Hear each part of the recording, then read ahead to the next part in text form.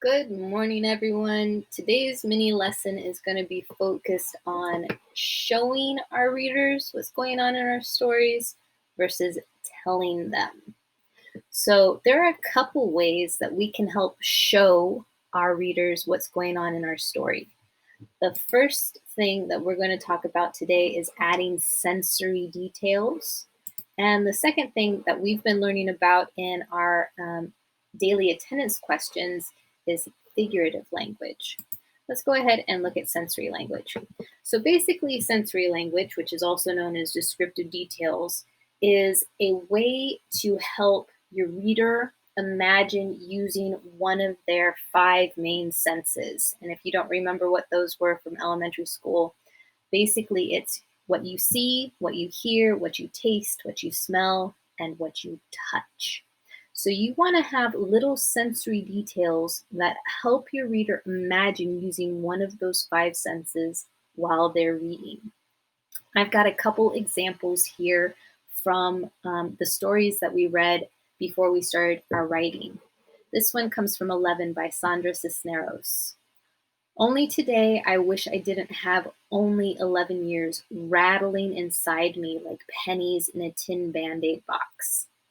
At some point in your lives, you guys have probably taken some kind of metal container and put something inside it, whether it was rocks or pennies or something that would make some kind of noise, and you've shaken it up, right? Cisneros is counting on that idea that you have some kind of experience with that so you can imagine what that sounds like while you're reading. She has given you a sensory detail here to help you imagine using your sense of hearing. This one right here from Guts by Gary Paulson is loaded with a bunch of sensory details. But the smell of methane was very strong, and the gray look was very bad. And as I reached for him to put him on his back, he jolted as if hit by electricity, stiffened in the kitchen chair, and fell sideways to the floor. His eyes looked into mine, directly into my eyes. So, first off, we've got this detail right here, the smell of methane.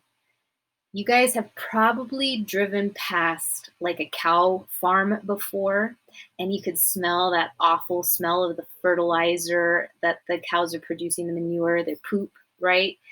That's what methane smells like. It smells like cow poop. It also, we have this detail of the gray skin. So you can imagine he doesn't look very healthy, right? We can see that. And then the author does a really good job of describing the motions that take place. He acts if he's jolted. That means it's like a quick movement, and it looks like he's been shocked by electricity, right? And then he falls over. All of these are great details that help us see it. And you have probably had the experience of having somebody make direct eye contact with you. You know, if it's not somebody that you know very well, that it probably doesn't feel very comfortable, right? So this small little bit right here is packed with all kinds of sensory details. You can add sensory detail by including details in your text that help me see in my mind or hear in my mind, or maybe you remind me of something that about how something tastes or smells or what it feels like to touch something. Another way you could add a bit of show and not telling is through figurative language. So we've talked about a couple different devices from figurative language. We've talked about hyperboles, which are just exaggerations. We've talked about similes, which are comparisons that use like or as. We've talked about metaphors, which is basically where we say one thing is like something else. And recently we've talked about personification, or giving something that's not human, human qualities or abilities, right? So you could add those kinds of literary devices to your text to show your reader instead of telling them what's happening in the story. Here's another example from 11. Because the way you grow old is kind of like an onion, or like the rings inside a tree trunk, Or like my wooden dolls that fit one inside the other, each year inside the next. That's how being 11 years old is. So Miss Cisneros uses a few different similes here, right? She talks about growing older as being like an onion, which has all the layers inside of it. If you cut it open, you've got the outside ring, and then there's smaller rings inside of it. She talks about the rings of a tree trunk, which looks very similar to an onion. If you cut down a tree and you look at the stump, you'll be able to see the rings inside that show you how old the tree is. And she also talks about the Matryoshka dolls, which are the little dolls that stack inside of each other. Um, Basically, she's just helping you to understand that this character, Rachel, feels like she still has all of those younger ages inside of her. They're just layered within her. So all of the similes she's got here are trying to help you understand that. And then we have this one from Hatchet by Gary Paulson. Brian rubbed his stomach. The hunger had been there, but something else, fear, pain, had held it down. Now, with the thought of the burger, the emptiness roared at him. It demanded food, screamed for food. So, in this text right here, Brian's stomach is being personified, right? Your stomach can't literally demand food. It can't literally scream for food. But by using this personification technique here, the author, Gary Paulson, is helping us understand that Brian is really, really hungry. Okay, so now that you have a better grip of what sensory detail and figurative language are, your job is to go ahead and fill out, sorry, that's my example.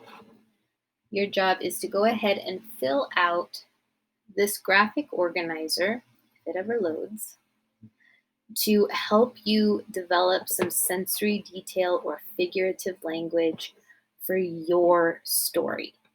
So you can just start off by thinking of all of the things that your character could potentially hear, right? Maybe it's not a detail you have in your story yet, but you could think of the setting of your story and think about the sounds that that character could potentially hear, okay?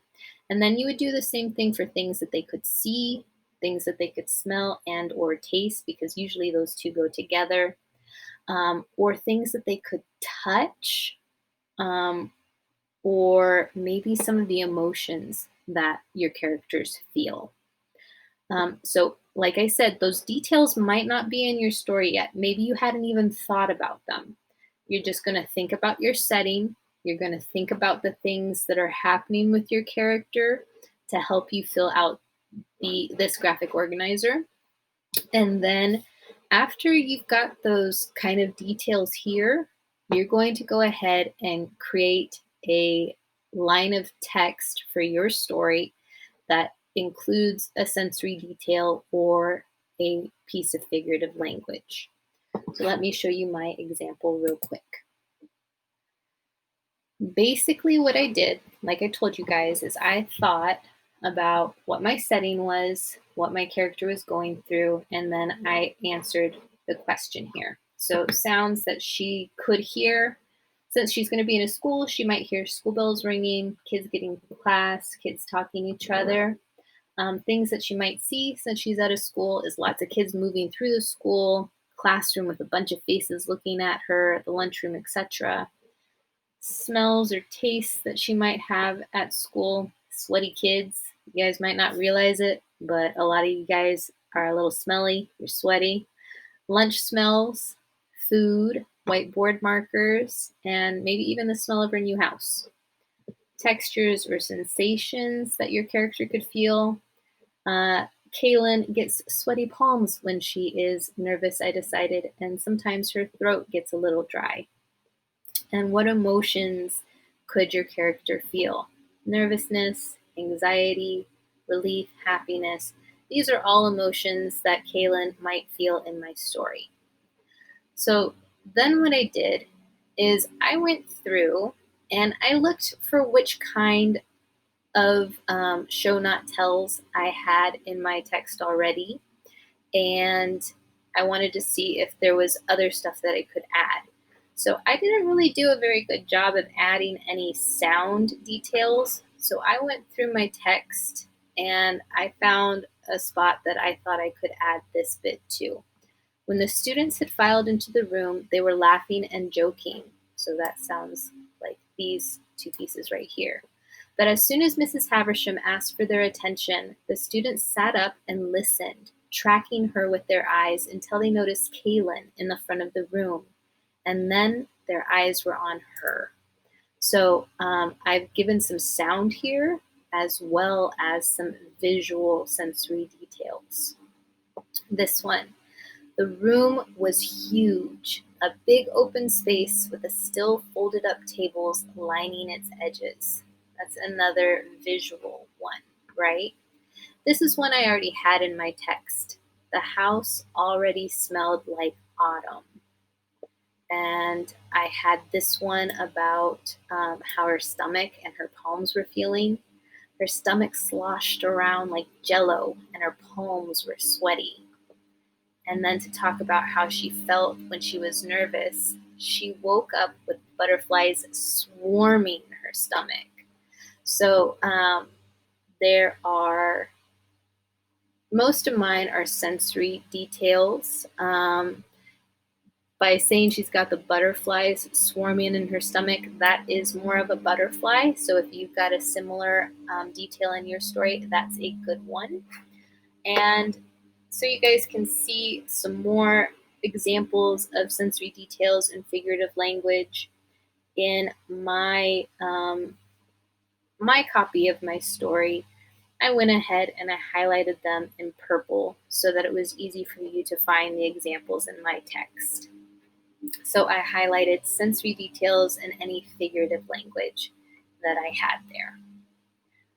All right, so once you have completed your chart, you're going to add some or all of those details to your story to give it more sensory detail and more of a show, not a tell feeling. All right, so I'm excited to see how you guys change up your stories. Go ahead and get to it.